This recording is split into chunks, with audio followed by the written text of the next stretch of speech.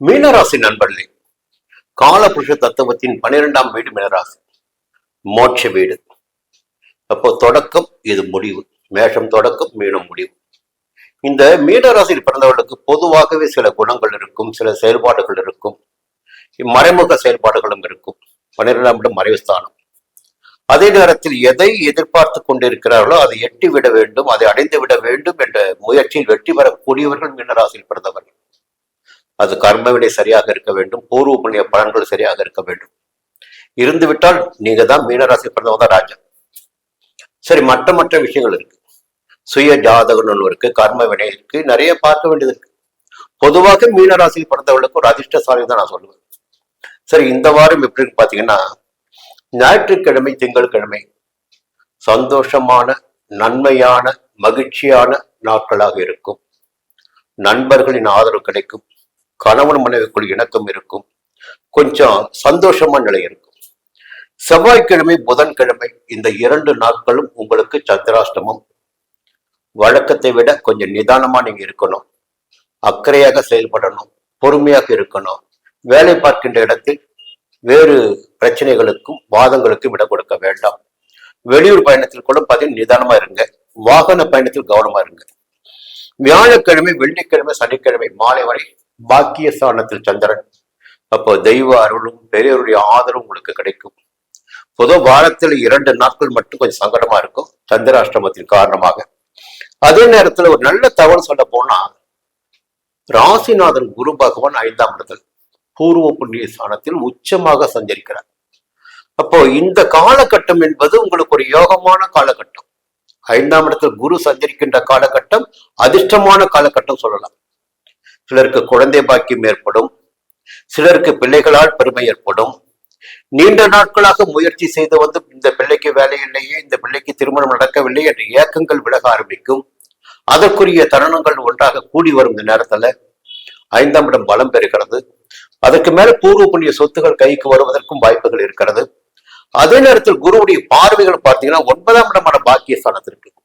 இந்த நேரத்துல பாத்தீங்கன்னா மீனராசி சேர்ந்த ஒரு சிலர் பாத்தீங்கன்னா சொந்தமா இடம் வாங்குவீங்க, சொந்தமா வீடு கட்டுவீங்க. 11ஆம் இடத்தை குரு பார்க்கிறார். இப்ப வருவாய்க்கு குறைவு இருக்காது, கையில பணப்புழக்கம் இருக்கும். 2 விஷயத்த சொல்லி ஆகணும். 11ஆம் இடம் என்பது பாத்தீங்கன்னா வருமானத்திற்குரிய லாபஸ்தானம். பெரிய மனிதனுடைய தொடர்புகள் கிடைத்திடக்கூடிய இடம் அதுதான்.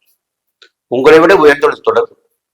அந்த இடத்தை வைத்து கணக்கெடுக்கின்ற போது, அந்த இடத்தை குரு பகவான் பார்க்கின்ற போது, திருமண வாழ்க்கையில் முறிவு ஏற்பட்டவர்களுக்கும், பிரிந்தவர்களுக்கும், இழந்தவர்களுக்கும் மறுமணம் நடந்திடக்கூடிய வாய்ப்பினை 11ஆம் இடத்தை பார்க்கின்ற குரு ஏற்படுத்தி கொடுப்பார். அடுத்து குரு பகவான் 9ஆம் பார்வை உங்க ராசிக்கு கிடைக்குது. எப்பொழுது குரு பகவான் பார்வை ராசிக்கு கிடைக்கிறதோ அந்த காலகட்டத்தில் அந்த ராசினருக்கு திருமண யோகம் உண்டாகும், வேலைக்குரிய பாக்கியம் கிடைக்கும். நீண்ட நாட்களாக வேலை இல்லை, நிறைய முயற்சி பண்ணி பார்த்தாச்சு, அப்படிப்பட்ட சூழலில் இருப்பவர்களுக்கு ஒரு வேலைக்குரிய அனுமதி கடிதம் கிடைக்கும். எல்லாவற்றிலும் ஒரு சாதகமான நிலை கிடைக்கும். பட்டம், பதவி, அந்தஸ்து, செல்வாக்கு என்பதெல்லாம் கிடைக்க ஆரம்பிக்கும். அப்போ குரு பகவானின் பார்வை ராசிக்கு 5ஆம் இடத்தில் குரு பகவான், 9ஆம் இடத்தையும் 11ஆம் இடத்தையும் பார்க்கிறார். இது ஒரு யோகமான நேரம். கேது 6ஆம் இடத்தில் சஞ்சரிப்பதே உங்களுக்கு ஒரு அதிர்ஷ்டமான காலகட்டம் தான். கடந்த 14 மாதங்களாக கேது மட்டும்தான் உங்களை பாதுகாத்துட்டு வர்றார். புரியுங்களா? அடுத்த ராகு கேது பயிற்சிக்கு பிறகு பார்த்தீங்கன்னா நிலை மாறும். தொடர்ந்து ஒரு பாதுகாத்து கொண்டு வருகின்ற ஒரு கிரகம் என்று பார்த்தீங்கன்னா கேது மட்டும்தான், 6ஆம் இடத்துக்கு கேது. இப்போ இந்த செவ்வாய்க்கிழமை பார்த்தீங்கன்னா பூர்வ புண்ணிய ஸ்தானத்தில் சஞ்சரித்துக் கொண்டிருக்கின்ற சூரிய பகவான் 6ஆம் இடத்திற்கு சிம்மத்திற்கு சென்று ஆட்சியாக சஞ்சரிக்க போகிறார். 6ஆம் இடத்தில் சூரியன் சஞ்சரிப்பது என்பது மிகப்பெரிய யோகங்கள். நல்லா புரிஞ்சுங்க, மிகப்பெரிய யோகம்.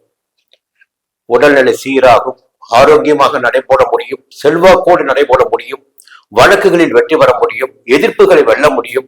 இப்படி 6ஆம் இடத்து சூரியன் பார்த்தீங்கன்னா உங்களுடைய ஆற்றலை அதிகரிப்பார். அதே செவ்வாய்க்கிழமை புதனும் 6ஆம் இடத்துக்கு வரார். அப்ப புதிய ஒப்பந்தங்கள் கையெழுத்தாவது, புதிய இடம் வாங்குவது போன்ற நிறைய விஷயங்கள்ல பாத்தீங்கன்னா பொருளாதார ரீதியாக வசதி வாய்ப்புகளை அதிகரித்திடக்கூடிய புதன் ஏற்படுத்தி கொடுப்பார். இப்ப கிரகங்கள் எல்லாம் உங்களுக்கு சாதகமாக சஞ்சரித்துக்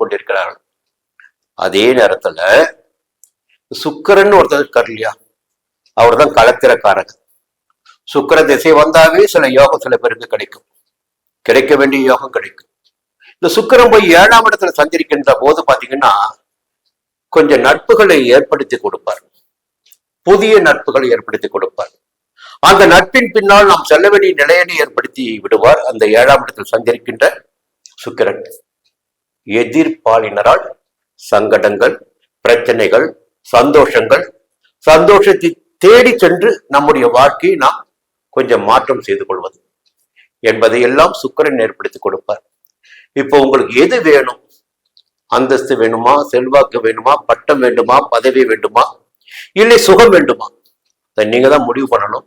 எல்லா விதமான கிரகங்களும் உங்களுக்கு இந்த நேரத்தில் சாதகமாக சஞ்சரித்துக் கொண்டிருக்கிற நிலையில் 7ஆம் இடத்தில் சஞ்சரிக்கின்ற சுக்கிரன் ஒரு பாதையை மாற்றி விடுவதற்கு வாய்ப்புகள் இருக்கிறது. எச்சரிக்கையாக இருந்து விட்டால் உங்களால் வெற்றி பெற்று விட முடியும். இல்லை என்றால் சில சிக்கல்களை சந்திக்க வேண்டியதாக இருக்கும். மீண்டும் அடுத்த வாரம் சந்திக்கிறேன். நன்றி, வணக்கம்.